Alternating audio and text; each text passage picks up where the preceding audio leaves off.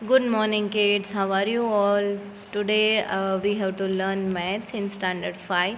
So kids, last time हमने page number 148 पे मैंने ये चेक किया और गैस पूरा करवा लिया था।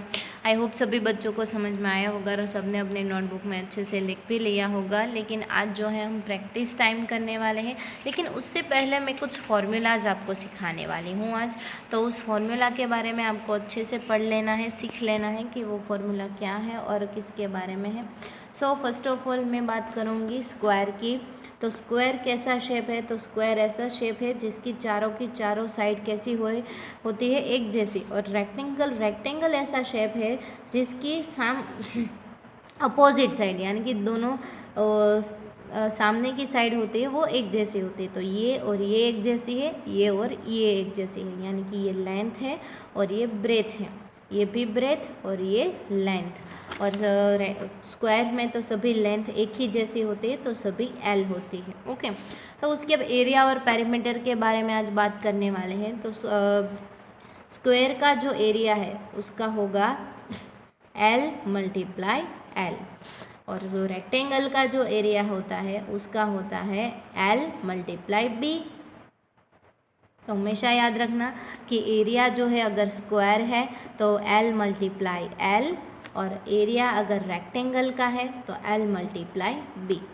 उसके बाद है पेरीमीटर। तो पेरीमीटर की अगर बात करें तो मैंने बताया था कि पेरीमीटर किसे बोलेंगे, तो उसकी जितनी साइड है उसका प्लस। तो यहाँ पे कितनी साइड है? 1 2 3 और 4। तो कितने टाइम एल है? 4 टाइम है, तो यहाँ पे हम लिखूँगी 4L। ओके, और इसका पेरीमीटर क्या होगा? तो पेरीमीटर यानी कि सभी साइड का प्लस, यानी कि 2 बार L है, 2 टाइम B है, तो 2 टाइम L प्लस B, यानी कि 2L प्लस B। ओके, तो यहाँ पे ये जो फॉर्मूलाज है वो आपको खास याद रखनी है कि स्क्वायर के लिए एरिया है L मल्टीप्लाई L और उसका पेरीमीटर है F4L। उसके बाद है रेक्टेंगल। तो रेक्टेंगल के लिए एरिया है L मल्टीप्लाई B और लेंथ मल्टीप्लाई ब्रेथ, और पेरीमीटर है 2 लेंथ प्लस ब्रेथ। ओके, तो ये अच्छे से ध्यान रखना है। तो चलो स्टार्ट करते हैं सम से। तो आज हमारा पहला सम क्या है? फर्स्ट ऑफ ऑल हमें यहाँ पे दिया है Arbaaz plans to tile his kitchen floor with green square tiles, यानी कि अरबाज जो है वो उसकी किचन पे टाइल्स लगाने की सोच रहा है और ये है green tiles. Each side of the tile is 10 centimetre. तो टाइल जो है वो 10 सेंटीमीटर की है, 10 सेंटीमीटर यानी कि हर एक साइड 10 सेंटीमीटर है, which is a shape of square. Okay, तो ये स्क्वायर शेप है। His kitchen is 220 centimeter in length and 180 centimeter wide. तो how many tiles will he needed? तो फर्स्ट ऑफ ऑल हम क्या करेंगे, आपको पता है ए में, तो मैं जो भी सम गिन रही हूँ आप अच्छे से देख लेना, और ये सारे सम आपको अपनी नोटबुक में लिखने हैं। फर्स्ट ऑफ ऑल यहाँ पे उसको एक हम किचन ड्रॉ करेंगे। किचन की लेंथ क्या है? किचन की लेंथ है 220 सेंटीमीटर, यानी कि 220 सेंटीमीटर लेंथ है, और उसकी ब्रेथ है 180 सेंटीमीटर, तो 180 सेंटीमीटर। उसके अंदर जो मैंने स्क्वायर शेप की एक टाइल्स लगाई है उसकी लेंथ है 10 और 10। ओके, तो उसमें मुझे कितनी टाइल्स चाहिए? तो मैं क्या करूँगी, आपको तो पता ही होता है कि मैंने लास्ट टाइम भी उसमें कैसा किया था। तो अगर 10 10 10 का मैं ग्रुप बना दूँगी, इसमें भी 180 डिवाइड बाय 10 करूँगी तो मुझे पता चलेगा कि कितनी टाइल्स मुझे चाहिए। ओके, तो फर्स्ट ऑफ ऑल मैं क्या करूँगी कि area of square and area of rectangle. Okay, तो एरिया ऑफ स्क्वायर कितना होगा? स्क्वायर किसके लिए? टाइल्स के लिए। तो एरिया ऑफ स्क्वायर टाइल्स क्या है? लेंथ मल्टीप्लाई लेंथ, यानी कि लेंथ मल्टीप्लाई लेंथ कितनी है? 10 मल्टीप्लाई 10, 10 मल्टीप्लाई 10, तो आंसर आएगा 100 स्क्वायर सेंटीमीटर। ओके, तो मुझे आंसर मिला 100 स्क्वायर सेंटीमीटर। अभी मुझे एरिया फाइंड करना है रेक्टेंगल किचन के लिए। तो यहाँ पे मैं लिखूँगी एरिया ऑफ रेक्टेंगल किचन। अगर नहीं तो रेक्टेंगल का है length multiply breath, length multiply breath. चलो लेंथ कितनी है? 220 सेंटीमीटर, तो 220 मल्टीप्लाई ब्रेथ कितनी है 180 सेंटीमीटर, तो 180, तो इसका मल्टीप्लाई करेंगे, तो इसका मल्टीप्लाई आया 39600 स्क्वायर सेंटीमीटर।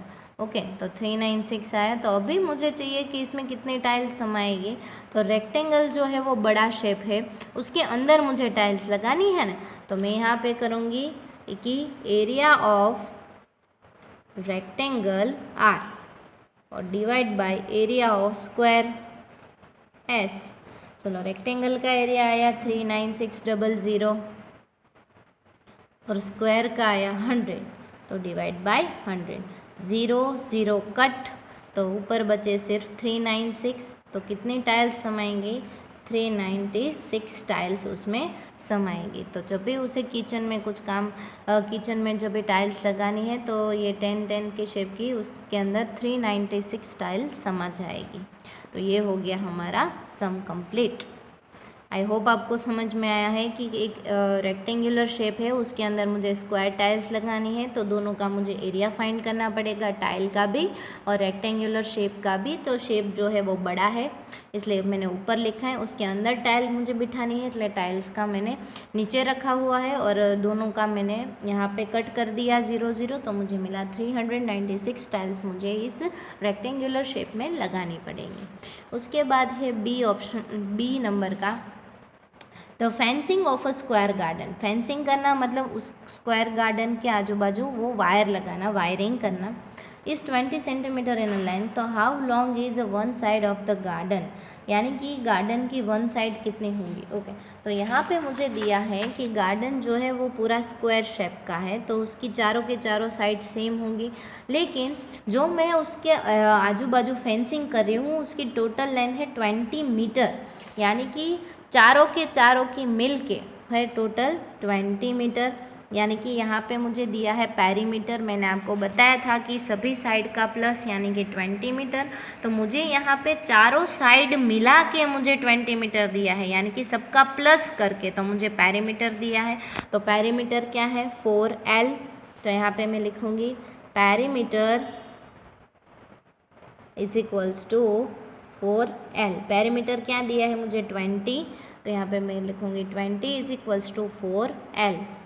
अभी मैं इसे उल्टा भी लिख सकती हूँ कि 4L इज इक्वल्स टू 20। 4 जो है L के साथ यहाँ पे मल्टीप्लाई में है, तो मैं यहाँ पे इसे नीचे ले जाऊँगी, L is equals to 20 divide by 4। Okay, तो 24 के टेबल में आते हैं, 4 5 ज़ा 20, 4 4 कट, तो L इज इक्वल्स टू क्या बचे 5, तो आंसर आएगा 5 मीटर। तो मुझे सभी साइड कितने की मिलेगी 5 मीटर, 5 मीटर, 5 मीटर और 5 मीटर की। समझ में, आई होप सभी बच्चों को समझ में आ रहा है। मुझे क्या दिया है टोटल लेंथ दी है, टोटल लेंथ का मतलब होता है पेरीमीटर, पेरीमीटर का मैंने फॉर्मूला लगाया, पेरीमीटर मुझे दिया था इसलिए मैंने पेरीमीटर के नीचे लिखा 20 और 4L का 4L, 4 मल्टीप्लिकेशन में है, डिवाइड होगा तो 20 डिवाइड बाई 4 मुझे आंसर मिलेगा 5, तो मुझे L क्या मिला 5। अगर आपको इसमें समझ में नहीं आ रहा है तो आप ऐसे डिवीज़न भी कर सकते हो, 20 डिवाइड बाई 4, 4 5 ज़ा 20, 0 0, तो आंसर आएगा 5। ओके, उसके बाद है सी नंबर का, तो वो देख लेते हैं। A thin wire 20 centimetre long is formed into a rectangle. एक 20 सेंटीमीटर का पतला वायर है जो मैंने रेक्टेंगल के अराउंड लगाया है। It width of this rectangle is 4, तो what is the length. Okay, तो यहाँ पे भी मुझे पैरामीटर ही दिया है, आप देख सकते हैं कि एक रेक्टेंगुलर शेप है, रेक्टेंगुलर शेप में उसका टोटल मेज़रमेंट मुझे दिया है 20 सेंटीमीटर, यानी कि पैरामीटर दिया है P is equals to 20 centimetre, और उसका मुझे विथ दी है 4 सेंटीमीटर, यानी कि यहाँ पे विथ दी है मुझे 4 सेंटीमीटर, यानी कि ब्रेथ है 4 सेंटीमीटर। तो रेक्टेंगल के पैरामीटर के फॉर्मूला है 2L प्लस B, तो यहाँ पे मैं लिखूँगी perimeter of rectangle is equals to 2L plus B। चलो पेरीमीटर कितना दिया है 20, इसलिए यहाँ पे मैं लिखूँगी 20 इज इक्वल्स टू 2। लेंथ मुझे फाइंड करनी है, ब्रेथ मुझे दी है 4, तो यहाँ पे लिखूँगी 4। 2 मल्टीप्लाई में है, नीचे जाएगा तो divide, 20 divide by 2 is equals to L plus 4। चलो 2 10 जा तो 10 is equals to L plus 4। Plus 4 है, मैं उसे सामने की बाजू लाऊंगी, माइनस हो जाएगा, तो यहाँ पे मैं लिख सकती हूँ 10 minus 4 is equals to L। तो मैं ऐसा लिख सकती हूँ L is equals to 10 minus 4 यानी कि 6 सेंटीमीटर। तो L मुझे मिल गया 6 सेंटीमीटर। फिर से एक बार बता देती हूँ, रेक्टेंगुलर शेप है जिसका टोटल लेंथ यानी कि पेरीमीटर दिया है मुझे 20 सेंटीमीटर, ब्रेथ दी है 4, तो मैं पेरीमीटर के फॉर्मूला लगाऊंगी 2L प्लस बी। पेरीमीटर है 20, 2 का 2, L का L, B का 4। ओके, 2 डिवाइड में जाएंगे यानी कि 2 10 जा 20, तो 10 आया, L का L, 4 का 4, 4 प्लस है, सामने की बाजू जाएगा माइनस हो जाएगा, इसलिए 10 minus 4 is equals to L। तो मैं उल्टा भी लिख सकती हूँ, L is equals to 6 centimetre. So kids, मैंने यहाँ पे आपको ये वाले 3 सम अच्छे से करवा दिए हैं। ये तीनों के 3 आपको कंपलसरी वीडियो में देख देख के आज मैंने जितना वीडियो में करवाया है, ये फॉर्मूला, ये A वाला सम, B वाला और C वाला, तो ये तीनों के 3 आपको कंपलसरी अपनी नोटबुक में लिख के इसे अच्छे से समझ लेना है। आज के लिए बस इतना ही, नेक्स्ट लेक्चर से इसे आगे बढ़ेंगे। Thank you.